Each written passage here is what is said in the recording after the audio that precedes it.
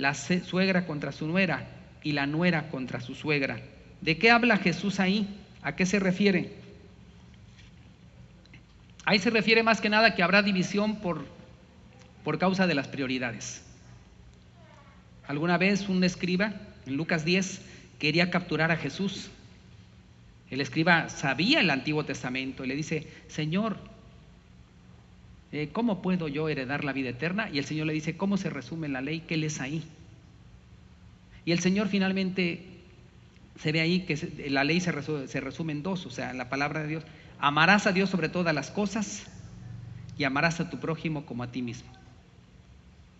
Entonces, cuando tú conoces del Señor, pones tus prioridades en orden. El primer lugar es el Señor. La fidelidad número uno es a Dios, no a los hombres, ni siquiera al círculo más cercano, que es la familia.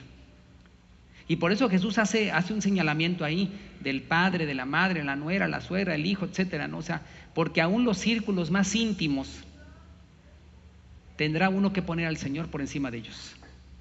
¿Y eso qué va a provocar? Conflicto. Porque el Señor está diciendo ahí: no te dejes guiar siempre por el sentimentalismo. Hay gentes que por sentimentalismo dejan las cosas de Dios y le dan preferencia a la familia, al hijo, a la hija, al papá, al abuelito. Pero la palabra de Dios dice: no siempre el sentimentalismo es la salida. La palabra de Dios nos dice: Cristo va primero y después lo demás. O sea, ningún vínculo familiar, ni social, ni laboral debe interferir que Dios sea el número uno en tu vida. Y eso, quieras o no quieras, te va a provocar conflictos, te va a provocar división. Porque la fidelidad a Cristo implica ir en contra del mundo, ir en contra de una serie de situaciones que tendrás de una manera sabia que zigzaguear o rechazar. Cristo lo vivió en carne propia. Si ustedes leen en los evangelios, Jesús fue rechazado por sus propios hermanos. En Juan 7 ven ustedes a los hermanos casi burlándose de Jesús: pues no, que vas a bajar a la fiesta. En otra dicen: estaba fuera de sí. La familia de Jesús, en cuanto a sus hermanos, lo rechazaban. Jesús fue rechazado por sus hermanos, Jesús fue rechazado por los religiosos, Jesús fue rechazado por mucha gente del pueblo que lo seguía nada más para que les diera de comer. Y causó división en otras situaciones. Juan y Jacobo, que eran pescadores, estaban junto con su padre en la playa. Jesús pasó y dijo: síganme. Y dice: y dejando a su padre Zebedeo, lo siguieron. Y lo ves en la vida en general. Por ejemplo, el apóstol Pablo, que era Saulo, cuando él es convertido por el Señor, él abandona o deja todas las instrucciones fariseas que tuvo, donde era experto, y empieza a ser discipulado por Cristo en una nueva visión. Y tú y yo también debemos de ir viviendo eso, y con sabiduría, como vuelvo a decir, enfrentar eso. Porque hay tradiciones familiares, hay costumbres que tenemos arraigadas desde niños, o hay situaciones en nuestra familia que de una manera sabia tendremos que rechazar. Yo me acuerdo cuando conocí de Cristo, una de las cosas que hicimos mi mamá y yo, porque ella aceptó a Cristo primero, ella conoció antes que yo, y cuando ya éramos los dos cristianos, lo que dejamos de hacer es visitar el panteón. Teníamos la costumbre de ir el Día de Muertos al panteón. Alguna gente llevaban tamales, otras llevaban mole, nosotros llevábamos flores. Y me acuerdo aquella vez que mi hermano había sido asesinado y llegó el Día de Muertos, y algunos familiares nuestros hablaron: mañana es 2 de noviembre, hay que ir al panteón, va a llevar unas flores y eso. Y yo hablé con mi mamá en privado, le dije: nosotros ya no vamos a ir. O sea, él ya no está ahí, él está con el Señor. Y mi mamá dijo: no, nosotros ya nos retiramos de eso. Dejamos de ir y no dijimos nada a los familiares que quisieron ir adelante. También me acuerdo cuando iba uno a la iglesia católica y oraba uno ante una figura de un santo. Me acuerdo las figuras de santos que había en la casa cuando mi mamá las tenía, que oraban o le ponía una veladora. Lo dejamos también eso. Comprendimos, como dice el Salmo 115, el Salmo 135, tienen ojos y no ven, tienen pies y no andan, tienen boca y no hablan. Son figuras de yeso, de madera, de piedra, fabricadas por una persona. Y los dejamos. pero también respetamos a otros familiares que las tienen y que les ponen sus veladoras. Nosotros no vamos a ir a destruirlas a ellos, nosotros respetamos. El Señor me convirtió a mí en un mes de noviembre. Al mes siguiente, que era diciembre, el día 12 de diciembre, en la oficina donde yo trabajaba en contabilidad, era 12 de diciembre, Día de la Virgen. Pasaron a la oficina recogiendo en un botecito lo que quisieras dar para comprarle flores a la Virgen. Me acuerdo, llegaron a contabilidad, éramos como 7 muchachos trabajando ahí, todos cooperaron, órale, para las flores de la Virgen. Entonces yo estaba así, dije, híjole, tenía un mes de conocer del Señor, y le dije, ¿sabes que yo no voy a dar? ¿Cómo que no vas a dar? Si todos ya dieron. Sí, pero es que la verdad yo no creo en eso. Yo no sabía ni cómo defenderme con versículos ni nada, no conocía. Es que no creo que deba darle para unas flores a una figura, a un cuadro. Pero ¿cómo? Y se me quedaban viendo los muchachos, ¿no? No, la verdad no voy a cooperar. Bueno, pues allá tú con tus cosas, etcétera, ¿no? Pero es que ya empecé yo a darme cuenta que tenías que ser firme en algunos detalles, ¿sí? Y inmediatamente te señalan.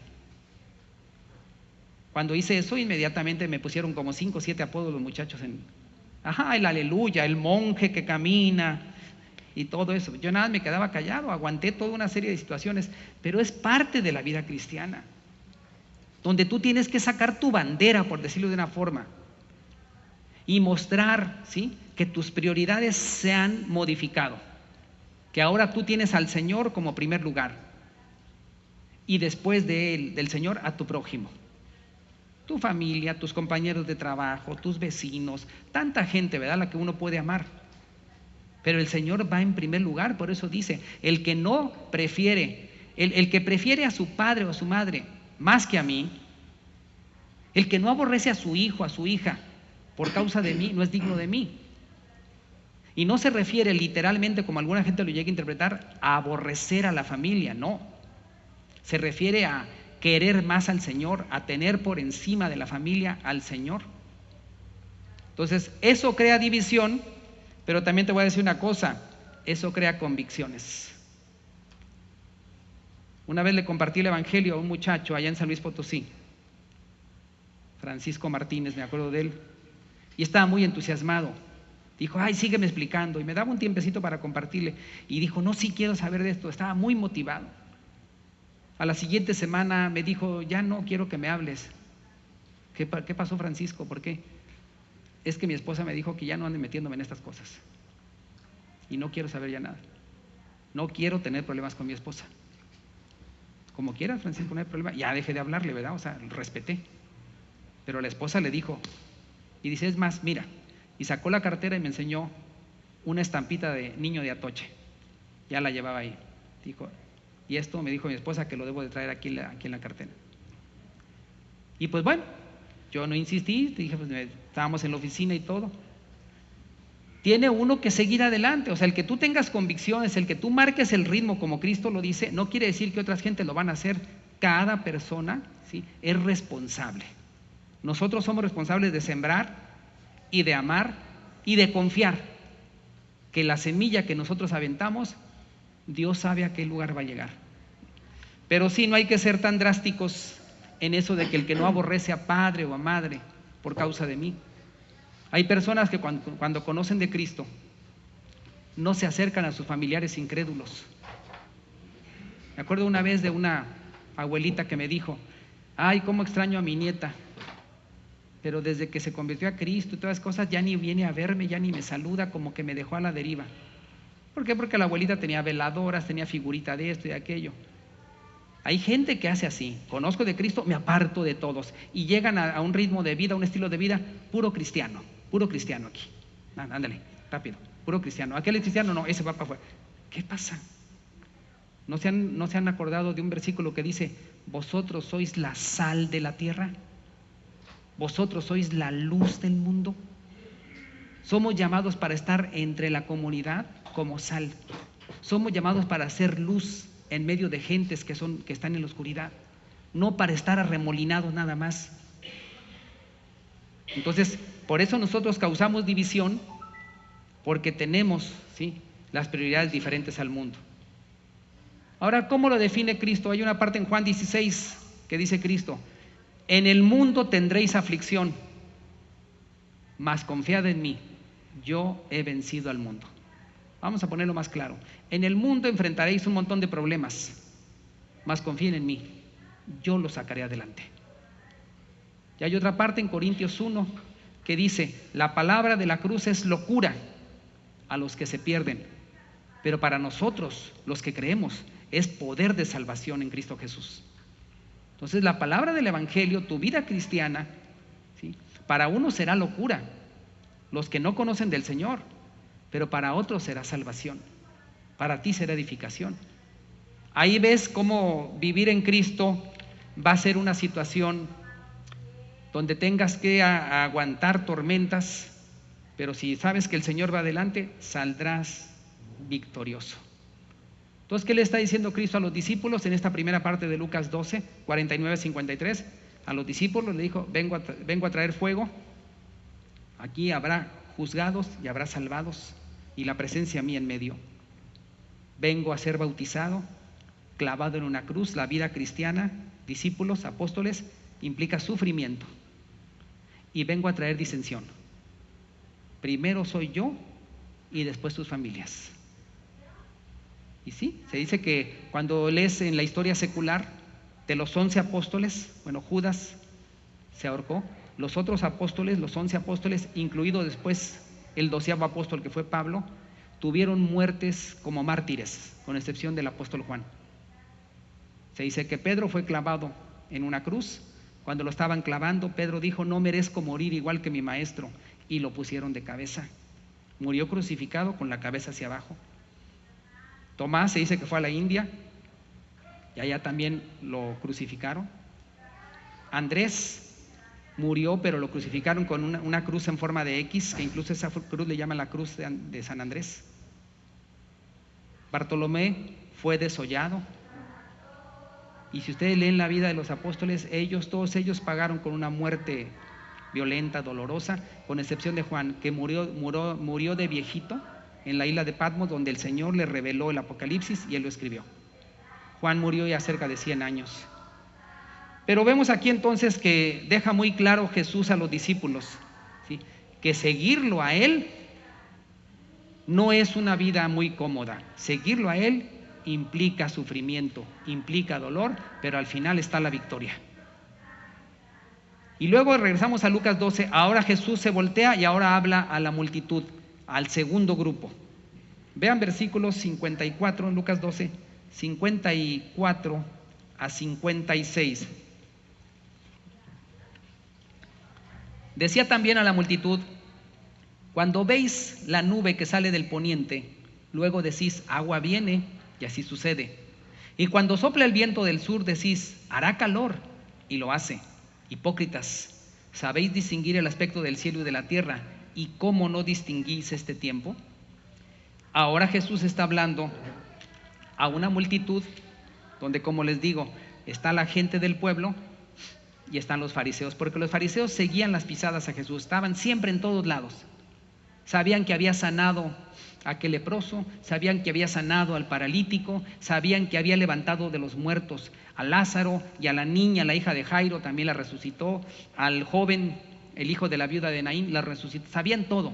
Los fariseos tenían como el FBI, checado todo. ¿Qué está haciendo? ¿Dónde está? En Nazaret. ¿Qué hizo? Esto. ¿Dónde anda? Pues anda ahora ya cerca del Jordán. ¿Y qué hizo? Todo lo tenían checado. ¿Y qué les dice? O sea, ven las señales que he hecho y no creen. Sin embargo, ven el tiempo y lo calculan y sí aciertan. ¿Cuántas señales, le está diciendo el Señor, cuántas señales no he hecho ante ustedes? Cuando multipliqué los panes para alimentar a más de 5,000 gentes, cuando se resucitó a esta niña, la sanidad del leproso, la sanidad del ciego, la sanidad del paralítico, cuántas señales, y no creen. Y cuando dice eso, te pones a recordar al pueblo judío en el desierto. El pueblo judío en el desierto, que iba a ser muerto por Faraón y su ejército, se abre el mar rojo y pasan en seco.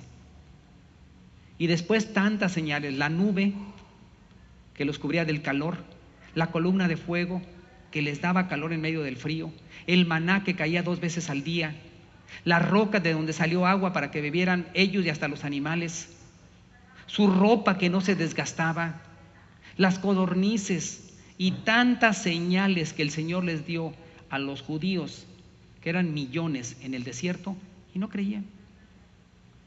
Entonces el Señor les está reprochando tantas señales. Pero eso hay una parte más adelante donde los fariseos le dicen a Jesús: danos una señal de que tú eres el Mesías. Y él voltea y les dice: la generación perversa y maligna pide señal, mas señal no le será dada, sino la señal de Jonás. ¿A qué se refería? Como Jonás estuvo 3 días en el corazón de la tierra y después volvió, así el Hijo del Hombre estará 3 días sepultado y volverá a vivir. Les dijo: ok, tantas señales les he hecho y no creen.